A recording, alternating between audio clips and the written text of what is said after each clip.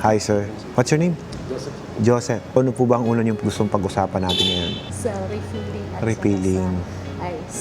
Pag refilling po, ma'am, syempre, ma'am, we have to consider your budget. Ano po ba yung nilook up niyo na budget para dito sa refilling? Kung ano po ba yung tubig sa amin? Sa La Union, mostly, nakukuha namin tubig doon, maalat eh. Medyo brackish. Kapag doon po, 9 ako eh. Pero kapag talagang tubig alat yung nakukuha namin, nagte-10. Kagaya mga kinabit namin doon, naka-10 na po sila. Kasi alat talaga yung tubig na nakuha namin. So, yun ang problema. Pero kung makakuha tayo ng fresh water sa La Union, better. Sa amin kasi fresh. Oh, maganda Sa po Bangar yung fresh. Kasi kami, Banggar. Oo, maganda pa ang tubig sa Banggar. Pag part na ng San Juan ba yun? doon.